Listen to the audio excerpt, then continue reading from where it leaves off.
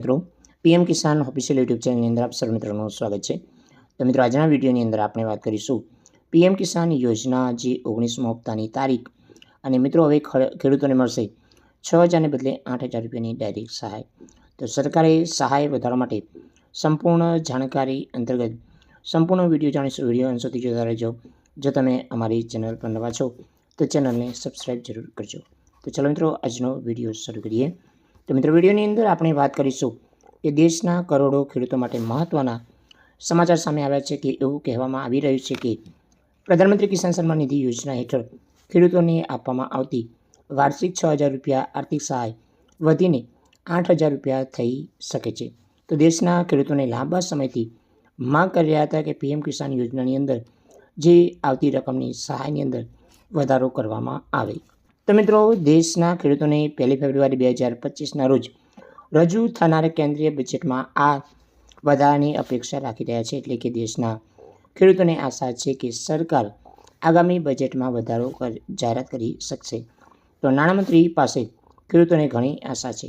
તો આ જ કારણે આ વખતે ખેડૂતોને કેન્દ્રીય નાણામંત્રી નિર્મલા સીતારમણ પાસે ઘણી અપેક્ષા છે કે નાણામંત્રી નિર્મલા સીતારમણ આ વર્ષે શરૂઆત જ કહ્યું હતું કે પીએમ કિસાન યોજનાની અંદર વધારે ખેડૂત સુધી પહોંચી અને પડકાર સામે જોકે આ સમય પૈસા વધારાને લઈને કોઈ આશ્વાસન આપ્યું નહોતું, પરંતુ ખેડૂતોને આશા છે કે ખેડૂતોને આ જાહેરાત જરૂરી છે કે પીએમ કિસાન યોજનાની અંદર 6,000 ને બદલે હવે રકમની અંદર 8,000 રૂપિયા કરવાની વિચારણા ચાલી રહી છે।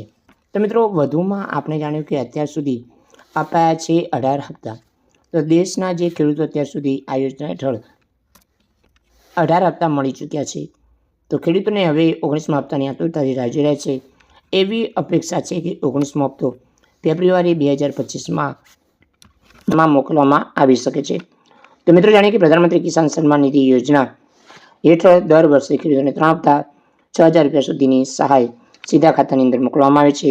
તો આ યોજનાને મુખ્ય ઉદ્દેશ્ય ખેડૂતોને આર્થિક સહાય પૂરી પાડવાની અને ગ્રામીણ અર્થવ્યવસ્થા મજબૂત કરવાનો છે। નિષ્ણાંતોએ શું કહ્યું છે?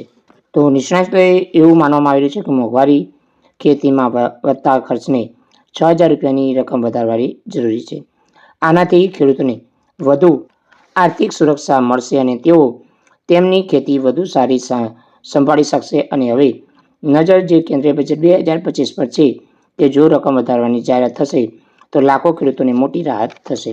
તો ખેડૂત મિત્રો તમારું શું માનવું છે કે ખરેખર 2025ની અંદર જે રકમ 6,000 છે એને બદલે 8,000 શું મળવી જોઈએ કે ન મળવી જોઈએ? કમેન્ટ કરીને અવશ્ય જણાવજો। જય હિન્દ, જય જવાન, જય કિસાન।